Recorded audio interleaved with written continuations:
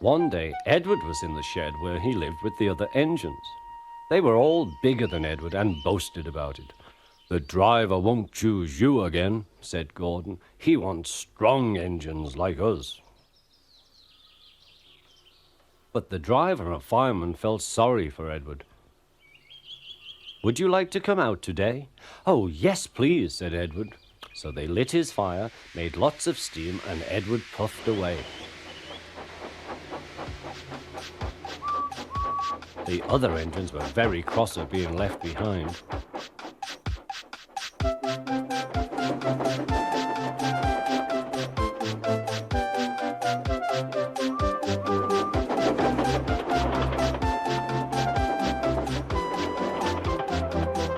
Edward worked hard all day. The coaches thought he was very kind, and the driver was very pleased.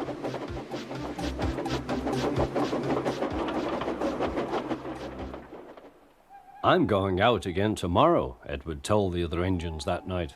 "What do you think of that?"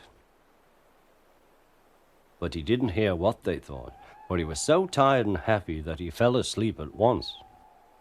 Next morning, Edward woke up to find nothing had changed.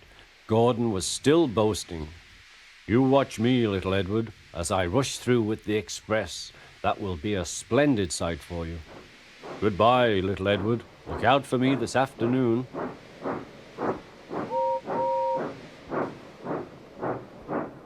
Edward went off to do some shunting.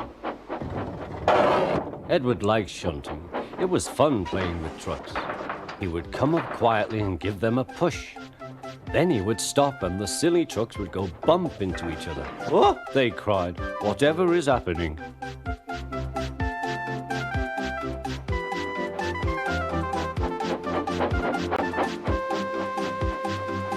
Edward played till there were no more trucks. Then he stopped to rest. Presently he heard a whistle. Gordon was very cross. Instead of nice shining coaches, he was pulling a lot of very dirty trucks. "A goods train, a goods train, a goods train," he grumbled. "The shame of it, the shame of it, oh, the shame of it." Edward laughed and went to find some more trucks. Then there was trouble. "Gordon can't get up the hill," the porter called to Edward's driver. "Will you take Edward and push him, please?" They found Gordon halfway up and very cross. His driver and fireman were talking to him severely. "You're not trying." "I can't do it," said Gordon. "The noisy trucks hold an engine back so." Edward's driver came up. "We've come to push." "No use at all," said Gordon. "You wait and see," replied Edward's driver. They brought the train back to the bottom of the hill.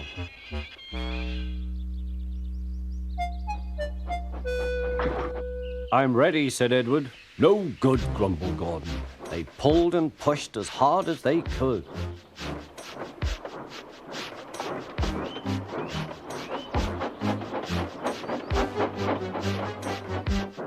"I can't do it, I can't do it, I can't do it," puffed Gordon. "I will do it, I will do it, I will do it," puffed Edward. Edward pushed and puffed and puffed and pushed as hard as ever he could. And almost before he realized it, Gordon found himself at the top of the hill. "I've done it, I've done it, I've done it," he said proudly. He forgot all about Edward and didn't wait to say thank you. Edward was left out of breath and far behind. He ran on to the next station, and there he found that the driver and fireman were very pleased with him. The fireman gave him a nice long drink, and the driver said, "I'll get out my paint tomorrow and give you a beautiful coat of blue with red stripes. Then you will be the smartest engine in the shed."